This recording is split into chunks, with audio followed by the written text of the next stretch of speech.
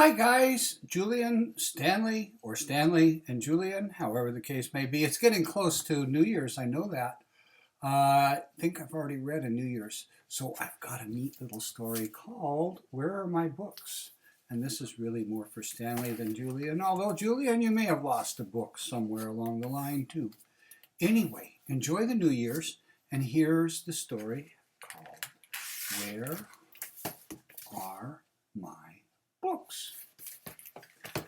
So let's see what this little guy thinks about his books. And we'll start out right here. Spencer loved books. His favorite bedtime book was Night Night Narwhal. Sometimes he read it aloud. Night Night Narwhal. I don't know that book. Every night, Spencer put the book back where it belonged.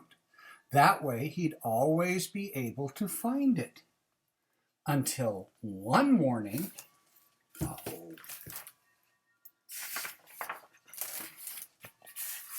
where's my book? Spencer looked everywhere, but it was no use. Night Night Narwhal was gone.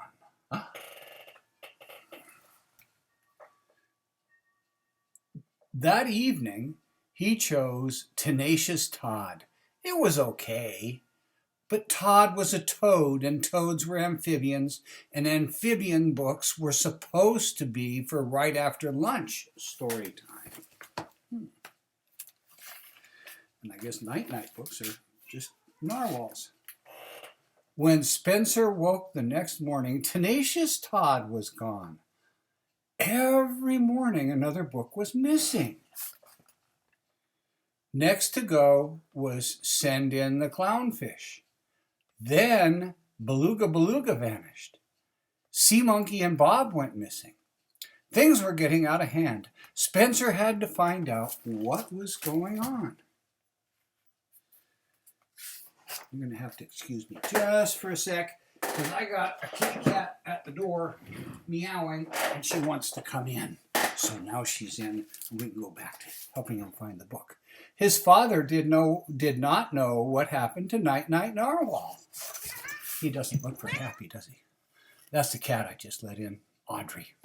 Spencer's mother had no idea either, nor had she seen Tenacious Todd, Send in the Clownfish, Beluga Beluga, or any of Spencer's other missing books.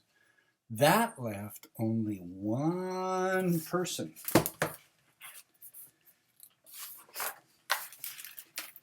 Where are my books? That must be his little sister, and his little sister was crying. Wah! He scared his little sister when he yelled at her. And Mom wasn't happy about that, so he has to play tea sets with his little sister. It was time for a new plan.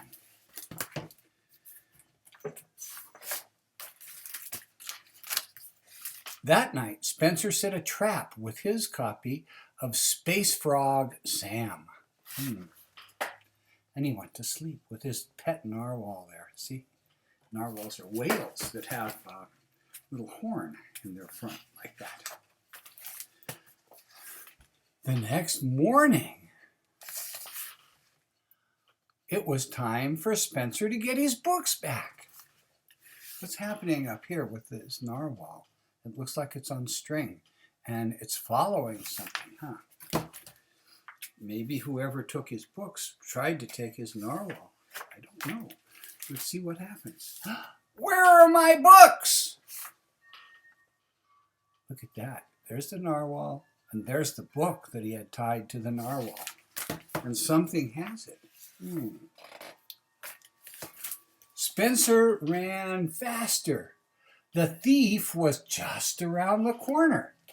Aha, he said. That's my... Uh-oh, what's happening here?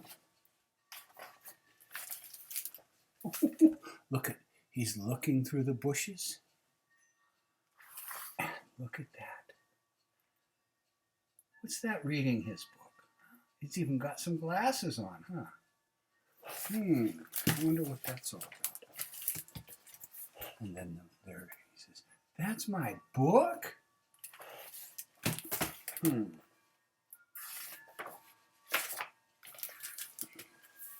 Spencer didn't know squirrels like to read. It gave him a great idea. Look at all the squirrels reading all of his books. Look at that. And they got nuts there with them too. Yeah, really nuts. Spencer told the squirrels they could borrow his books, but there would be rules. Now that makes sense, doesn't it? Just like the library, they had to return the books they borrowed before they could borrow more. But they didn't need to leave anything behind, like a flower or a nut. Those aren't the real nuts you can eat, though, are they? Spencer even helped them pick out their first book. He chose one for himself, too. I wonder which one he chose for himself.